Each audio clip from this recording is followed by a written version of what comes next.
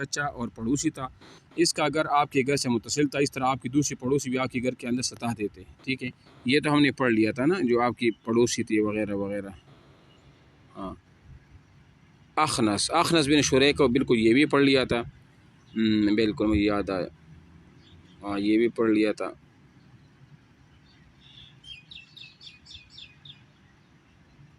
ہاں خواہ ٹھیک ہے.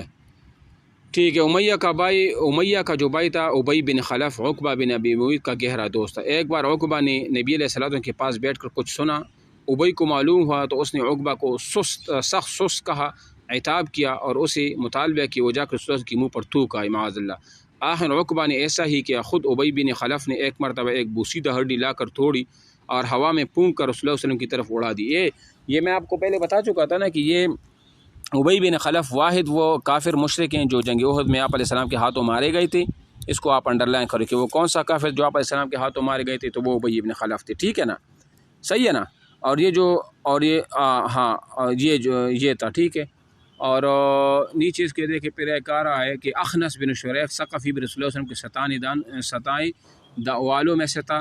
قرآن میں اس کے 9 اوصاف بیان کی گئی ہیں جن سے اس کے کردار کا انداز ہوتا ہے. ارشاد ہے وَلَا تُطِعْ كُلَّ حَلَّافٍ مَّهِينٍ حَمَّازٍ مَّشَّاءٍ بِنَمِيمٍ مَّنَّاعٍ لِّلْخَيْرِ مُعْتَدٍ أَثِيمٍ عُتُلٍّ بَعْدَ ذَلِكَ زَنِيمٍ.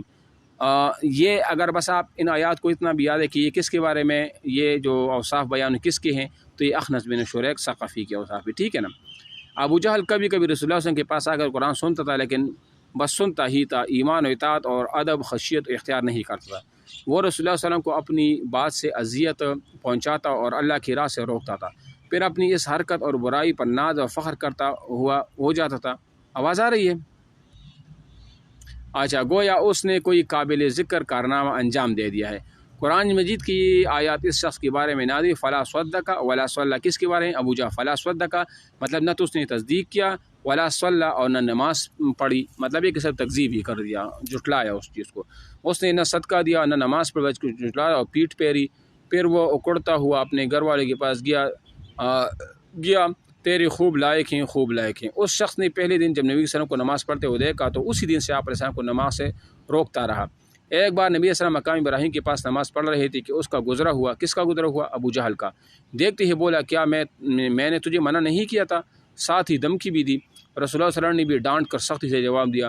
اس پر وہ کہنے لگے اے محمد مجھے کہا ہے کہ دھمکی دے رہے ہو؟ دیکھو خدا کی قسم میں وادی مکہ میں میری محفل سب سے بڑی ہے. اس پر اللہ تعالیٰ نے یہ نادر فَلْيَدْعُ نَادِيَهُ سَنَدْعُ الزَّبَانِيَةَ. یہ کس کے بارے میں؟ یہ آیات غور سے سنو. فَلْيَدْعُ نَادِيَهُ، اللہ فرماتے کہ بلائے نا اپنی مجلس کو. سَنَدْعُ الزَّبَانِيَةَ، تو ہم بھی اس زبانیہ اور فرشتوں کو کیا کریں گے؟ بلائیں گے، ٹھیک ہے نا.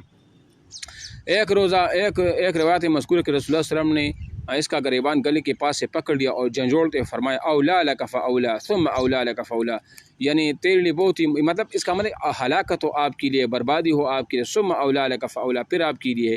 اس پر اللہ کا یہ دشمن کہنے لگا اے محمد مجھے تو دھمکی دے رہے ہو، خدا کی قسم تم اور تمہارا پروردگار میرا کچھ نہیں بگاڑ سکتے. میں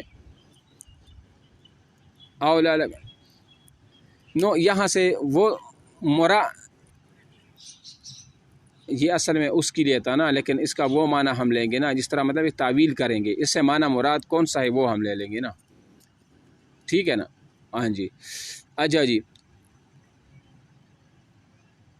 یہی ہے نا. بس یہی موضوع کیا ہوگا، معنی تو انہوں نے یہی لیا ہے، لیکن اس کا جو مقصود ہے نا، مقصود وہی ہے اولا لک فاولا ثم اولا لک فاولا، ٹھیک ہے نا.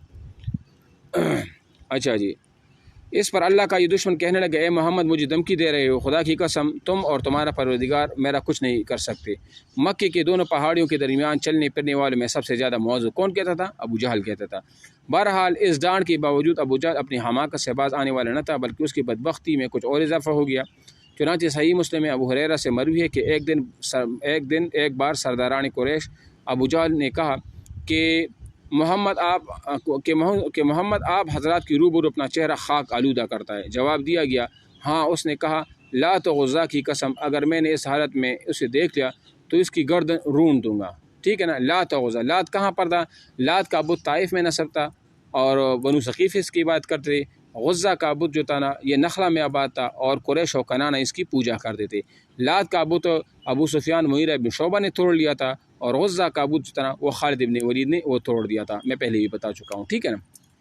اچھا جی، اس کے بعد اس نے رسول اللہ صلی اللہ علیہ وسلم کو نماز پڑھتے ہوئے دیکھ لیا اور اس زغم میں چلا کہ آپ کی گردن رون دے گا، لیکن لوگوں نے اچانک دیکھا کہ وہ ایڑی کی بل پلٹ رہا ہے اور دونوں ہاتھ سے بچاؤ کر رہا ہے۔ لوگوں نے کہا ابو الحکم، یہ ابو الحکم اس کی کنیت تھی، کس کی؟ ابو جہل کے۔ تمہیں کیا ہوا؟ اس نے کہا میرے اور اس کے درمیان آگ کی ایک خندق ہے، ہولناکیاں ہیں اور پر ہیں۔ رسول اللہ صلی اللہ علیہ وسلم نے فرمایا اگر وہ میرے قریب آتا تو فرشتے اس کا ایک عضو یعنی اس کا جو اندام ہے اس کو اچک لیتے، ٹھیک ہے۔ جو جور و ستم کا یہ کارروائی نبی صلی اللہ علیہ وسلم کے ساتھ ہو رہی تھی اور عوام و خواص کی نفوس میں آپ کی منفرد شخصیت کا جو وقار و احترام تھا، وہ آپ کو مکی کے سب سے محترم و عظیم انسان ابو طالب کی جو حمایت اور حفاظت حاصل تھی اس کے باوجود ہو رہی تھی۔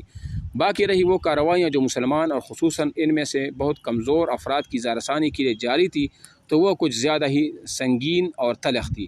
ہر قبیلہ اپنے مسلمان ہونے والے افراد کو طرح طرح کی سزائیں دے رہا تھا، اور جس قبیلے کا کوئی قبیلہ نہ تھا ان پر اوباشوں اور سرداروں نے ایسے جور و ستم روا رکھی تھی جنہیں سن کر مضبوط انسان کا دل بے چینی سے تڑپ، جس طرح کا بلال تھا۔ ابو جہل جب کسی معزز اور طاقتور آدمی کے مسلمان ہونے کی خبر سنتا تو اسے برا بلا کہتا، ذلیل و رسوا کرتا، اور مال اور جاؤ کو سخت خسارے سے دوچار کرنے کی دھمکیاں دیتا۔ اگر کوئی کمزور آدمی مسلمان ہوتا تو اسے مارتا اور دوسرے کو بھی برانگیختہ کرتا کہ مارو اس کو۔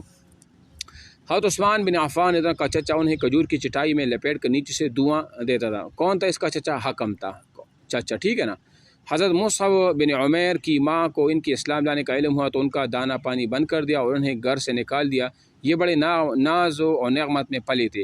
حالات کی شدت سے دوچار ہوئے تو کھال اس طرح ادھیڑ گئی جیسے سانپ کشتی چھوڑ دیتا ہے۔ یہ جو مصعب بن عمیر تھے نا، یہ بڑے امیر خاندان سے تعلق رکھتے تھے۔ کون؟ یہ مصعب بن عمیر، ٹھیک ہے، یہ بڑے امیر خاندان سے تعلق تھے، شکل بھی تھے بالکل، اور شہید ہو گئے تھے نا۔ کون؟ عثمان بن عفان، عثمان غنی آپ علیہ السلام کے داماد تھے نا، ذوالنورین جس کے کا، تو عثمان بن عفان ہی کہہ رہا ہوں نا، عفان اس کے باپ کا نام ہے۔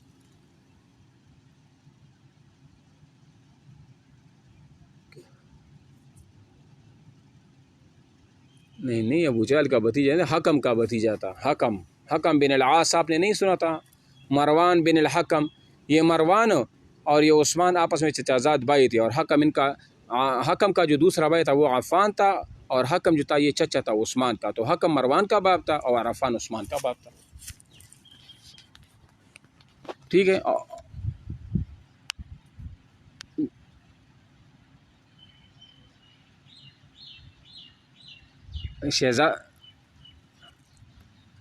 بالکل، آپ علیہ السلام نے احد کے دن جب آپ صفِ درست فرما رہے تھے تو آپ علیہ السلام کے سامنے مصعب بن عمیر کا گزرا ہوا، تو اس کے کپڑوں میں پیوند لگے ہوئے تھے، تو آپ علیہ السلام نے صحابہ سے کہا کہ یہ جو آپ کے سامنے، یہ جو میرے سامنے جو شخصیت جا رہی ہے نا، یہ میں نے ان کو مکہ میں دیکھا تھا کہ کتنے ناز و نام سے، ہلو